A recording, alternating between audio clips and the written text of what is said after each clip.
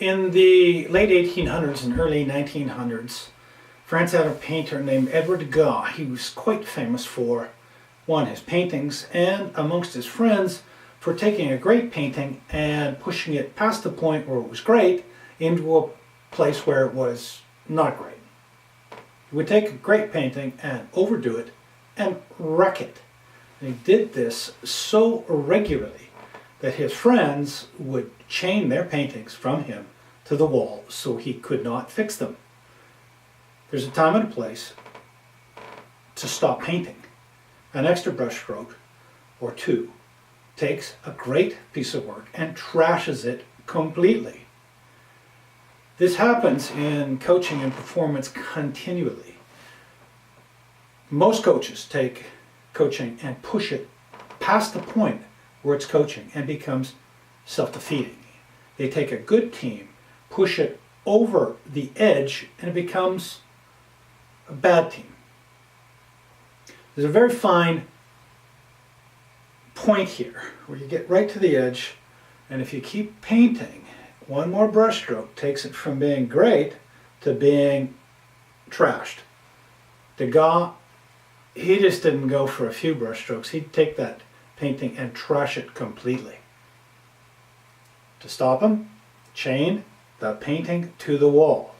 I saw a team go to Korea this Saturday that should have been chained to the wall to prevent the coach from pushing it over the edge. What I saw was a team that's overdone. It's been pushed past the point where it should have been, and there needed to be a place before they went to Korea, which I call the interregnum, where you stop tinkering, you set teams in place, let the team settle, get ready for the performance without tinkering, without changing. You put it in place, let it play. If you have a student who crams for their exam, they go hard all night, they get up, go to the exam, they've crammed, they haven't stopped, there's no interregnum, there's no downtime. Quite often, you find them asleep on their exam without having done the exam. They get to the exam, they're done. Need to stop and set. Even if you're going into a meeting, a crash meeting, you're running late, stop, set, prep for the meeting. Get a dead time in your head to prep, bring it down, go into the meeting. Coaches who push their teams through the interregnum always overcook their teams. They're the Edward Degas of coaching.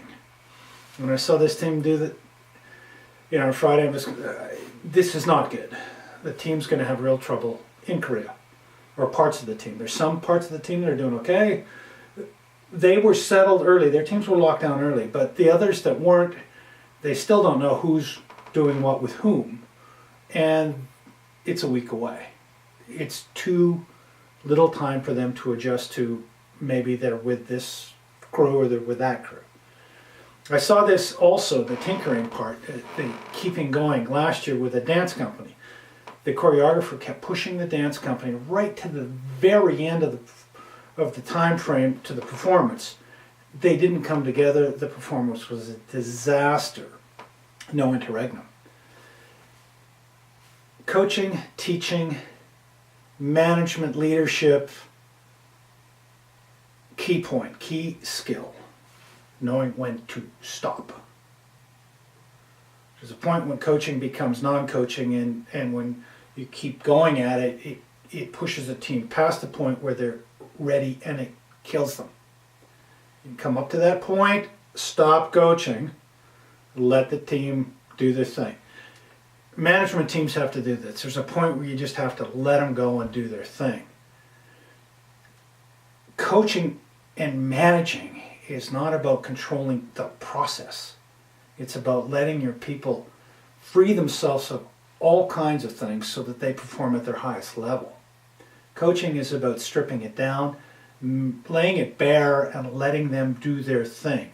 It's to guide them to a place when they can have the greatest performance for themselves. Big thing. You've got to, before a big performance, stop coaching. It's a skill. Doing nothing is a strategic decision in all management and in all leadership. When you get a team close to a massive performance, there has to be a point where you stop tinkering. Let them do their thing. It's a skill that has to be learned. If you blow this skill, you always overcook your teams.